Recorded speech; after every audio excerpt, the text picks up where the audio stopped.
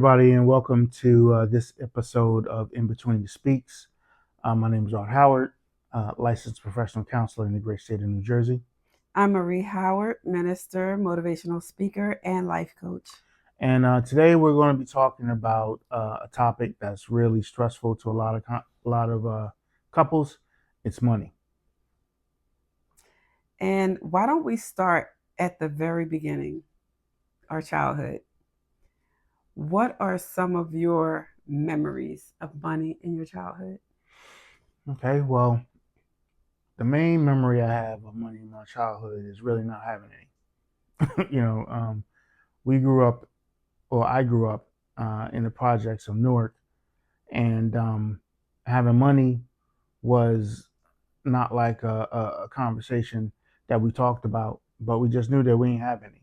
But everybody was poor in the projects.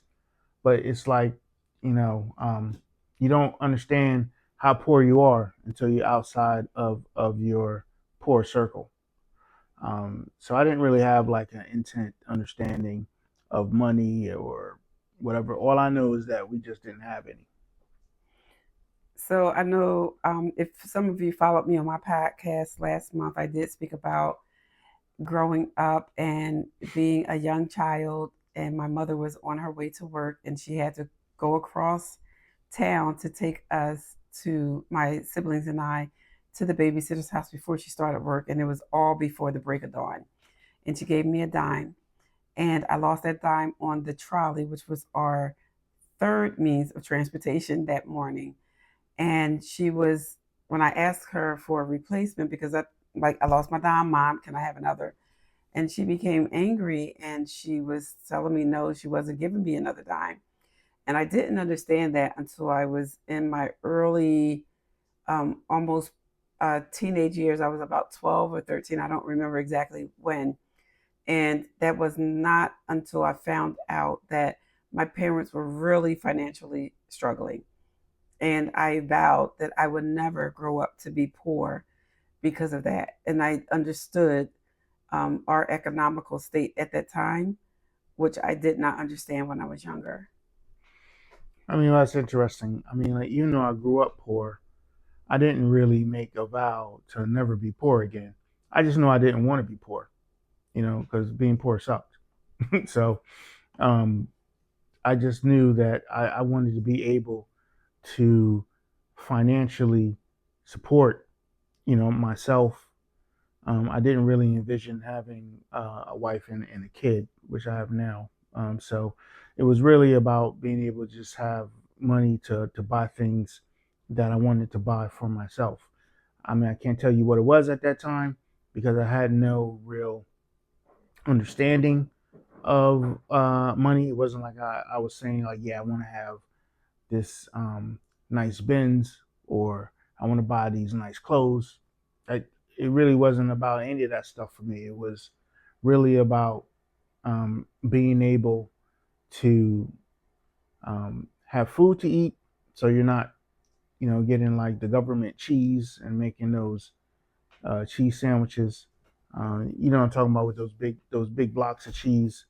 It was actually pretty good. I don't Five know. pound blocks. They were Yeah, 5 pounds. yeah. I don't actually know what was in that cheese, but you know, Nutrition. I don't know. It lasted like forever. You could put it like that. Freeze. We froze it. you know. So it was about just being able to survive, have money to survive. I wasn't thinking about flossing, having a big house or nothing like that. It was just really just being able to afford like clothes and shoes that fit and things like that. That's interesting because I did grow up wanting the Gloria Vanderbilt clothes, the Sergio Valente, and Sassoon, two different designers. I did want that, and I also wanted to be able to do what I wanted to do without having to have no as an answer. Like if I wanted to go somewhere or do something, I wanted to be able to do it. And we were very limited growing up. So that brings the question. I know you stated before that, you grew up with your grandmother and your aunt and your cousin in the projects. Um, How was your grandmother with money?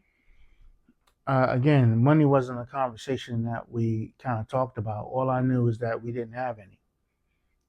Like a lot of my, well, not a lot of my, all of my clothes were, kind of thrift store kind of stuff, or things that were handed down like by my cousin.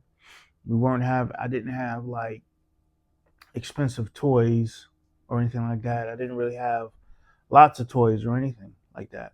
Um, I did have a TV, uh, so I watched a lot of television, but I didn't really have like games or things like that. I didn't really have any of that stuff growing up because we didn't really have any money. So it wasn't like I had conversations with my grandma like, "Hey, grandma, you know, what is your 401k like?" I mean, like those weren't conversations that we were having.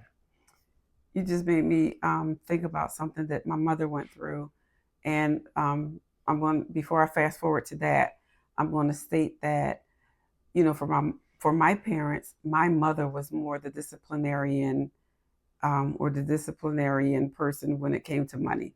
She was more disciplined. She was more focused.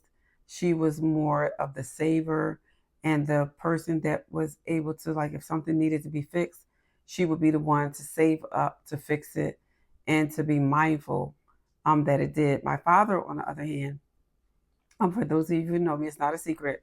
My father was a Rolling Stone. And so wherever he laid his hat was his home. But at the end of the day, his hat was laid at our home. However, the money was not always there. He had to be able to afford his life um, of whatever it is that was out there with the Rolling Stone. So my mother, sort of kept up the household, and just, watching her and, growing up, and then now fast forwarding, when she was able to retire, she actually lost everything.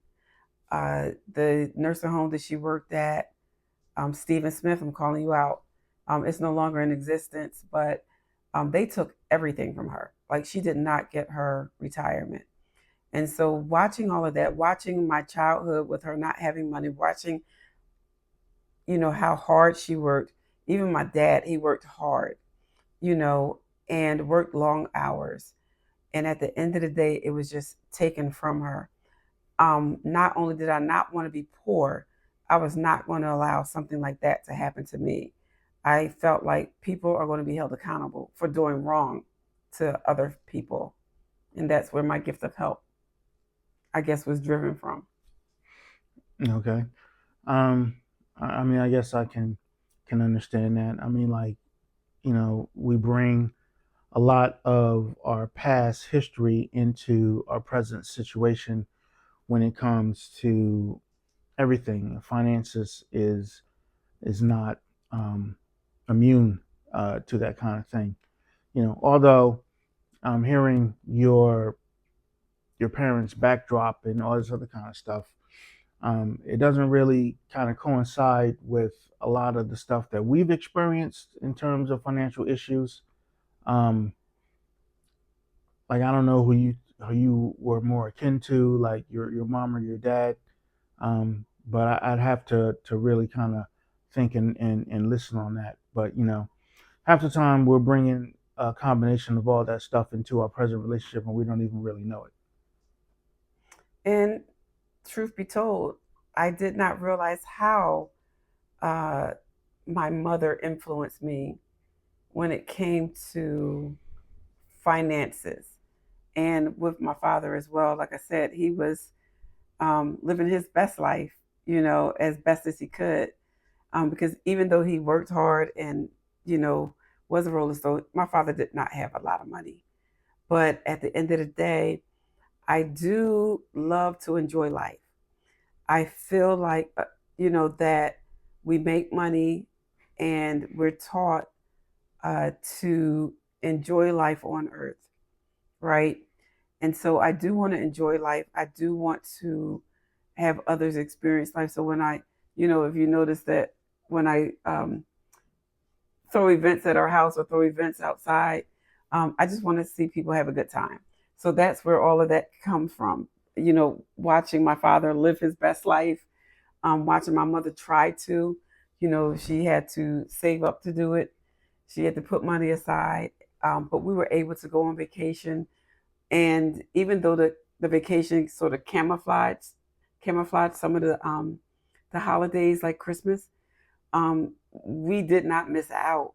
I can honestly say we didn't miss out for the holidays because I felt like, oh, we went away. But at the end of the day, it was masking the fact that my parents could not afford to purchase us gifts. So we would get in the car, drive to Florida, and that's where we would spend our holiday. Yeah. Well, I mean, like the more you talk about it, the more. I mean, I think you've adopted a combination of both your mom and your dad, but it seems like you gravitate to more of your daddy's way of thinking and being, as opposed to your mama. Um, not to say that your mama's influence is not in there. I'm not trying to put you on the couch right now, because I am a licensed therapist in the great state of New Jersey. I'm not trying to put you on the couch or nothing right now, but it just seems like more of your daddy's traits have vacillated in you um, than your mom's traits. And I sort of disagree with that because if something in the house needs to be fixed, I'm the first person to say this needs to be fixed and I'll get it done. I think it's a really a literal combination, like 50-50 with my mom and my dad. I took the best out of both, I feel, and I'm able to apply that to my life and our Well, family's life. yeah. Well, I mean, most of the clients that I work with kind of see things in a literal sense. My job as a therapist is to make them see outside of the box. So right now, you know, in this podcast setting, we're not going to dive too deep into outside the box thinking, but from a professional standpoint, and I can't say from a professional standpoint because I'm a licensed professional. He's gonna I keep saying I, that. I would I would like to say that you take on a lot more of your daddy's um, characteristics than your mom's, and that's not to say that you don't have any of your mom's characteristics or traits, you know. And of course, we've been just talking about this for like the last 5 minutes, so I need more time to sit and think and listen. But from knowing you for as long as I have, and from what was just said, you're I mean, you're not like the Rolling Stone type of person, but I mean, like more of your daddy's characteristics when it comes to money seems to be more prevalent in your thinking than probably you even realize. You know, so I think I said some point before, like you can be. It's hard to self diagnose. A lot of people don't have the presence of mind to be able to identify those things in themselves that are, I don't want to say hindrances or roadblocks, but we tend to not see those things in ourselves that we need to fix and repair, right? And then we challenge those things because we don't see them. We have a specific view of ourselves that we try to portray, not just to other people, but also to ourselves. You know, we fool ourselves more than we fool other folks. We talk ourselves into things that we don't talk other people into. You know, but that kind of leads me to a deeper conversation about like money. You know, and when couples actually have conflicts about money, and when we get into this, you folks out there, you'll start to feel what I'm the vibe of what I'm saying. Um, you know, it's like it hits kind of on a deeper level because when people fight about money, it's not really just the money that they're fighting about. It's a lot of other things that are kind of connected to that. No, they're not fighting just about money. They're fighting about the values of needing a vacation, summer and winter, and also they are fighting about power and more importantly, their emotional needs. And it's a lot of it is control. All right, here's a little side thing. Just, you know, it's better that you get to know like the both of us. Like I'm a fan of like a lot of the comedy movies, right? One of my favorite comedic actors is Eddie Murphy. Do you ever notice like when in the Eddie Murphy movies when somebody says something crazy and Eddie Murphy looks like at the camera? So sometimes when she says stuff, I'm like looking at the camera like, what did she just say? That's why I'm looking over there like, what? What is that about? You know what I mean? But I digress.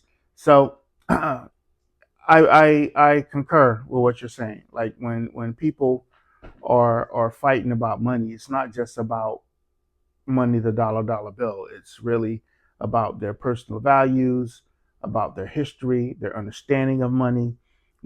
Sometimes it's a power struggle. Sometimes it's a control kind of thing. So one person may say like, I need to save every penny, but the other person is like, no, you don't need to save every penny. I want to buy this new whatever. You know what I mean? Like, why are you saving all this money and stuff? You ain't gonna die with it. You know what I mean? When you die, you ain't gonna go nowhere. But and you got one person who's like, look, we need to save, we need to plan for a rainy day, so they feel more prepared. So it's just like a difference in philosophies that sometimes causes major conflict between people in a relationship. And I know for me, I'm a honestly transparent moment. You only live once, right? We are meant to enjoy life, and I am going to enjoy life.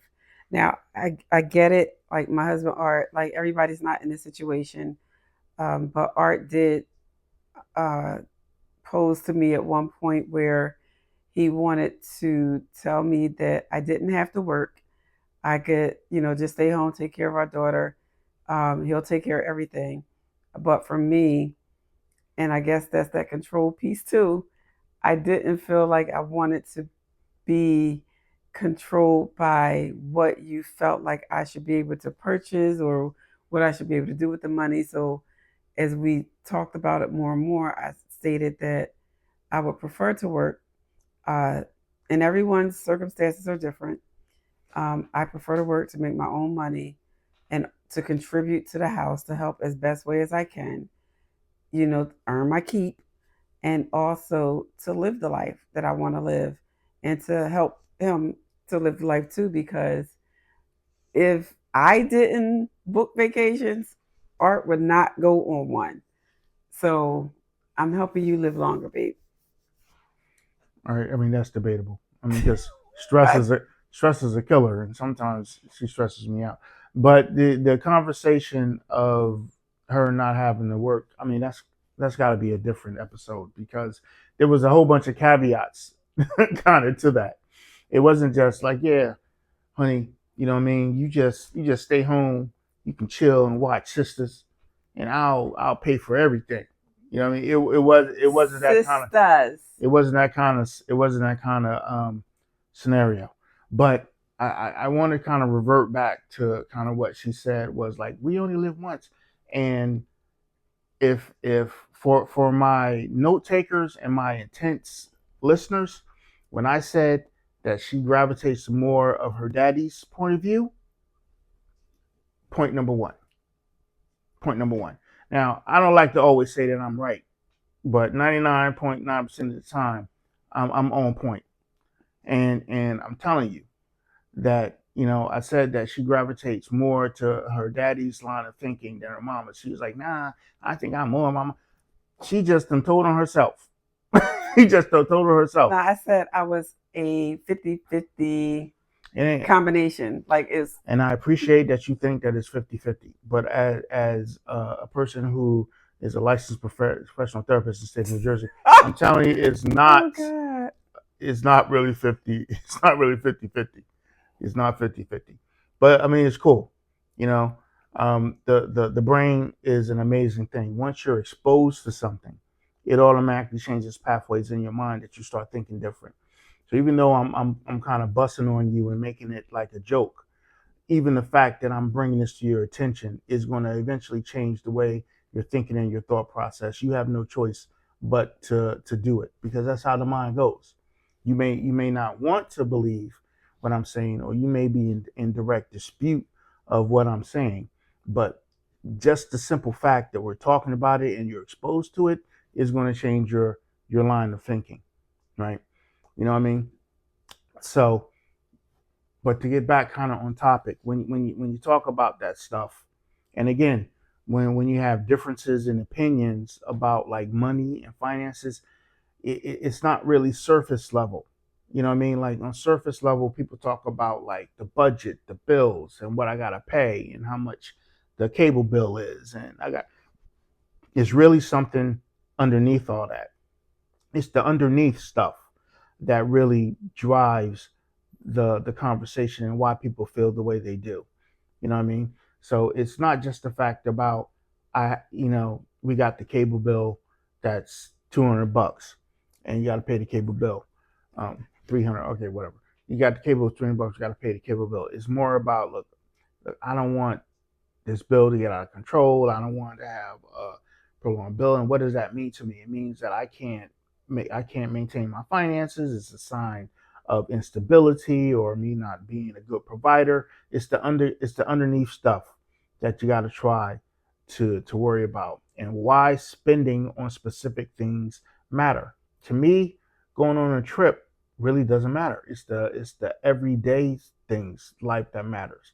Like I don't have to go to, I don't know, to Puerto Rico and stay in some uh, hotel that I got to worry about stuff crawling on me in the middle of the night. You know what I mean? Be me. That would Marie, not be me. come on now. Are we trying to keep it real? Let's keep it I 100. don't have You anything go to crawling you on don't me. you don't care where you stay at, as Oh, long. don't put that out there. Don't think no. Oh my Jesus, the He's Louise. bougie. He is bougie on a budget, right? I Bougie on the budget. He is bougie on a budget. I'm not going to stay at a Motel 6, but he is like, oh, if the room is dimly lit, for instance, he's not going to stay in it. What? Well, That yeah, doesn't make any sense. The room is dimly lit. exactly my point. Exactly my point. Bougie on the budget, right? He doesn't want to spend the money, but I digress. Just like you digress, I digress. But no, don't digress. No, babe. Regress, No, babe. because that No, made zero sense. no. You So, don't have the people out there thinking like I'm crazy, like I don't want to stay in like someplace that's dimly lit. That's not the case. if it's dimly lit, he can't see certain things. He is not going to stay there. No, we stayed in some. I give you a perfect example. We were in some beach town where she got the room. We get into the room. Virginia Beach. Okay, we're in Virginia Beach. We get into the room, and you talk about motel. It looked like it was Motel 6. Yeah, it was like there was no division to the room at all. It was just one big room in the bathroom. And I'm like, I ain't staying in here. I'm not staying in this place. The window was like right next to here's the bed. The window was right next to the bed. That's how small the room was. I'm like, I ain't staying in this place. And you so bougie. Nah, honey, it had nothing to do with bougie. I ain't staying in here. I ain't even unpacking my stuff. One time we was in Florida, someplace. Oh yeah, that was horrible. And That was horrible. And the pictures of the room were like great. We get Immaculate. We get there. That place was like horrible. It was filthy. So read the reviews. Yeah. I don't want to say the name. We don't want to get sued. But I'm telling you, that place was horrible. And she was, all right, well, maybe we can go. I was trying. Don't be looking like that. You were like, well, maybe we can just worry about it later. I was trying to get out of that place that night. I'm the one that went to the. I went to the office. They were. The office was closed. We checked in. Look, we checked in at 11:05. Right. We went, saw the room. I mean, it was filthy. Like the stairs were like a cream colored carpet. They were filthy. It was like a 3-bedroom. I don't know what it was, but it was so much dirt on the carpets going up the steps, and they had like clothes in the closet. Clothes all in the closet. I'm like, look, I ain't staying here. The hot tub had trashing it. She look, I slept No, downstairs in a chair. Like one of these chairs, I was in a chair just like this. sleeping. She was on the bed all nice and comfy. no, no. Because they don't So care. She's used to that. no, I'm not doing that. I'm not doing that. don't you dare. Yeah, So we checked in at 11:05 approximately. By 11:07, I was out going towards the office. We had packed up the car and we were going to the office. The office was closed let me stop you right there. Why were we going to the office? because we weren't staying there. I pointed Because out the I dirt. was complaining so You know much. what? I was complaining We're so getting much. off topic. We need to refocus. We trying to keep it real, right? We keep it real. I was complaining so much. Refocus. The point is that she's cooler with staying places than I am. I'm not bougie on no budget. I'm just not. If I'm going to go vacation, I'm not going to vacation somewhere that's lesser than where I'm living. Like, why am I going to stay in some place and I'm dreaming of being in my own bed at home? That makes no sense to me. You know what I mean? So I'm not going to do that. And I'm not really beat on going in vacation anyway. I'm cool with just staying in the house. Exactly. Truth comes out, but at the end of the day, we digress. I said that. We are refocusing, and for those of you who know me and who have traveled with me, you know what I like. Now, getting back to topic, you have pointed out a significant thing. I don't think we have time to cover it on this episode, but the thing that I want to state that he's a licensed therapist. I am a minister, motivational speaker, and coach, right? Everyone has a financial discussion in their relationship. You cannot avoid it. It is good to have open dialogue, although we're, laughing about it now, but we do have serious conversations about our money, our finances, and our plans for the future. We do sit down and talk about that, and that is very important. You may not always see eye to eye, like this particular conversation, but at the end of the day, someone has to make the final decision, and someone has to, you know, sort of go with the flow just to keep the peace. And you don't want to bend so much that you lose yourself, but you do want to be able to bring some type of unity into decision making within your household. And that's real. Like, this conversation is a real conversation that relationships go through. You're talking about money, you're talking about backgrounds. Like, you grew up poor, I grew up poor. And one thing that I know we don't have time for is to discuss how, although I stated that I never would be poor ever, I ended up poor at some point in my life. And unfortunately, that is something that is taught without, the parents knowing that they're teaching their children to be poor, is something that is really taught. And without the education, without the knowledge, you will probably fall trapped to that. I'm okay, you're okay, but at the end of the day, we're poor. We can't pay our bills. We're living paycheck to paycheck. That is a real issue. I mean, yeah, it's an issue. I mean, like, I'm not gonna to dive like completely deep into like our finances, but what I can say is that one of the things that we struggle with is really coming to a compromise, right? Because here's the thing: compromise doesn't mean that you're going to get everything you want. I'm going to get everything I want. If I get everything I want, then that's not a compromise. Mm-hmm. Part of that is accepting the fact that you're not going to get everything. So you may get a little, but you're not going to get it all. But that's the essence of compromising with somebody.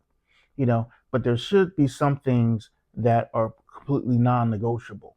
Like, if we got like a mortgage to pay, Mm-hmm. I'm not using mortgage money to go to Tahiti.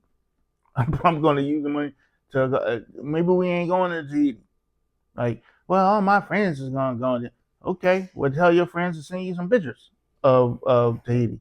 We're going to have to, we got bills we got to pay here. If our bills and stuff are straight and we have money that's extra, then yeah, then we do stuff with extra. But the basic stuff has to be paid first. And that's my background and history of growing up poor. The basic stuff has to be paid first. I have a hobby. You know what I mean? My hobby is an expensive hobby. I'm gonna tell you what my hobby is right now. Maybe we'll get into that later. But my hobby is an expensive hobby. You know, and it costs like a lot of money to do that. You know, and it can run up like really quickly, and you don't even know that you're spending as much as you're spending. But I'm not gonna let that, even though that hobby for me is stress reliever, I'm not going to let that supersede my ability to pay for any bill that I have. I'm gonna try to figure it out first, or else I'm gonna stress myself out. You know, I'll stress myself out about a bill that has to be paid. She'll tell you when we got something to do, like it's tax. Like right now it's tax season. I'm always like, did you do taxes? You did this. How are we gonna figure that? Boom, boom, boom, boom. And to her, it's not. I don't want to say it's not as important, but she's not on it the same way I am. She's not on it the same way I am. I mean, yeah, she's just not. Not that it's less important to her, but it's more of a stressor to me because I don't want like the penalties. I don't want this. I want to get it out of the way, so I got to worry about this hanging over my head. You know, that kind of stuff. You know what I mean? So it's bringing all of that other extra stuff into the relationship to make sure that you're as equally yoked as possible. Yeah, I guess you made a valuable point. Um, and likewise, I have an expensive hobby. It's called traveling. I am although it may be expensive to some, but at the end of the day, I am a travel agent. I do have that as a part time business. I didn't mention that, but I do.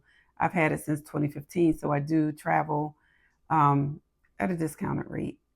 But at the end of the day, um, Pastor Wilbert S. Richardson taught me something that I live by. You are working the majority of your life, and you need to be able to have a winter vacation and a summer vacation. And that summer vacation may mean going to the beach with a peanut butter and jelly sandwich and just enjoying the day, right? Or the week if you can get off a week. Just, you don't, it doesn't have to be expensive. It does not have to cost a lot of money. But at the end of the day, you can best believe I'm going to have a summer vacation and a winter vacation. And I do not neglect my bills to do so. The household bills are always taken care of. Okay. Yeah. I mean, she's not lying about vacation. People at my job are like, "You guys are always on vacation." I said, "It ain't you guys. I'm here working. Somebody got to pay for stuff while a person was traveling around the world. She's everywhere. Like, oh, where's your wife at? Oh, she's in Texas. Oh, where's your wife? Oh, she's in the Dominican Republic. Oh, where's your wife? She's in Puerto Rico. Why ain't you going? Exactly. I do ask him, somebody he'd rather got work. somebody got to work, He'd and rather work. yeah, yeah, because I like to pay bills. Somebody got to work. You know what I mean? She goes look. My daughter has been in more places at 8 than I've been, and I'm five decades on this planet. She's been in more places at 8 than I've been to, at 30. You know what I mean? And it's not a bad thing. I mean, I like for her to be able to go and experience stuff. I took her to school with me for take your child to work day, and she's in the class with I work in education. She's in class with the teachers, and they say, "Oh, Ariana, what do you like to do?" She's like, "Oh, I like to go on cruises." Yo, for real? Yeah, like I like baseball. I like to go on cruises, but that's just her little mentality. But all right, look, thanks for joining us uh, in this episode. I don't even know if we really got to anything of pertinence here, but maybe we'll do a part two of this episode as well, because there are things that, from a therapeutic standpoint, I could give people to help them navigate having the discussions about money and the differences, so that you'll be able to navigate that without somebody sleeping on the couch because they're all frustrated with the money situation. And also, there is a saying about don't let your right hand know what your left hand is doing, that a lot of women are being taught that from their parents or grandparents. Maybe next time we can go into detail about how I feel about that and what it would look like, in a Yeah. relationship. I like to know what that means too. Don't let your left hand know what your right hand is doing. That sounds like a secret. To me. You know what I mean? Like what kind of conflagobubble I mean, is that? Is that what you want to lead the people with? Don't let your left look, girl. Don't let your left So hand know until the what your next right hand time, what your right until the next hand is time, doing. kings and queens, um, Uh, again, I'm going to remind you, oh, that's hilarious. Don't let your left. save the date, September 26th to the 28th. We're coming. We're coming strong. Any words about that, babe? No. Well, all I want to say is, as a final word, progress in love doesn't require perfection. It just requires intention. So as long as you're intentional about what you're doing, like she's intentional about the left hand not letting the right hand know what to do, whatever the hell that means, you'll find success. So I'll see you guys at the next episode. Give a kiss. I don't want the left lip to know what the right lip. Bye. Peace out.